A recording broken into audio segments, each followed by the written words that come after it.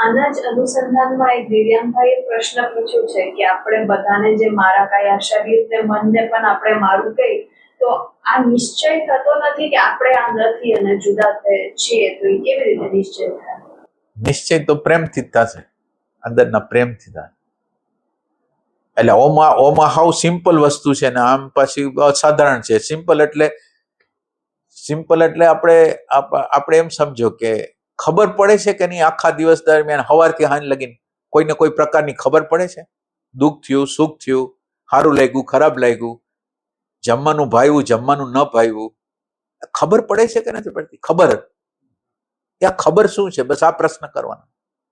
ખબર શું છે? ખબર શું છે? ખબર દેખાય ને એવી વસ્તુ છે. આજે આપણને ખબર પડે છે ને એ દેખાય ને એવી વસ્તુ. ભૂખ લાગી તો એની ખબર કોને પડી? ભૂખ તો એક આપણે શું કહેવાય સેન્સેશન છે. ઊંઘ છે એ સેન્સેશન છે. સેન્સેશન ને જાણે કોણ? જાણે છે કોણ? આ પ્રેમ જોઈ છે. એટલે જાણવાની તો આખો દિવસ ચાલુ જ છે, પણ આપણું જાણવાનું કેવું છે કે આઈડેન્ટિફાઈ થઈ જાય છે. માનો કે મને સુખ થયું તો એની અરે એટલે સુખ થયું એની ખબર પડી, એક જ્ઞાન છે એને ખબર પડે છે, પણ એ ખબર પડનારું જ્ઞાન આનાથી જુદું પડે એવું જ્ઞાન આપણી આગળ નથી. એટલે જ્યારે સુખ થાય ત્યારે સુખી થઈ જાય, દુઃખ થાય ત્યારે દુઃખી થઈ જાય, પણ ઓલું ભાન તત્વ એ પ્રકાશ કર્યો છે ને ભાન તત્વ હું છું એની જાણ આપણને થતી નથી. અને પ્રેમ વગર થાય નહીં.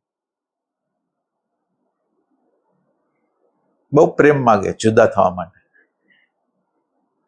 અને ઓમાં હાવ સિમ્પલ છે કે આપણી આ બોડી છે અને આ બોડીની અંદરથી શું વહી જાય છે કે જેથી એને ભાન થતું નથી. અત્યારે આ બોડી જીવન છે, બોલે છે, ચાલે છે, અવાજ, આ શરીરમાંથી શું વહી જાય છે?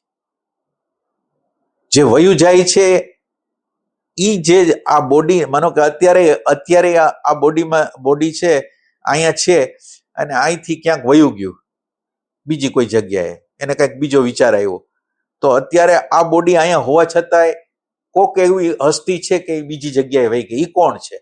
આ બોડી કોણ છે? પ્રશ્ન કરવાનો. આ બોડીને કઈ ખબર પડતી નથી. બોડીની અંદર કોક એવું તત્વ છે, એટેન્શન નામનું તત્વ છે, એને ખબર પડે છે. ભૂખની, તરસની, સુખની, દુઃખની બધી ખબર પડે છે, એને ખબર પડે. હવે જેને ખબર પડે છે એ શું છે? પ્રશ્ન કરવાનો છે. અને એટેન્શન ને ગોતવાનું છે કે એટેન્શન અને મન બે હરખા છે, એટેન્શન અને બોડી બે હરખા છે, એક જ લેવલના છે, એક જ ડાયમેન્શનના છે.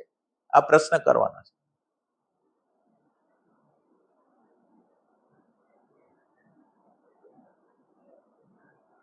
એના માટે તો ઘણો પ્રેમ માગે.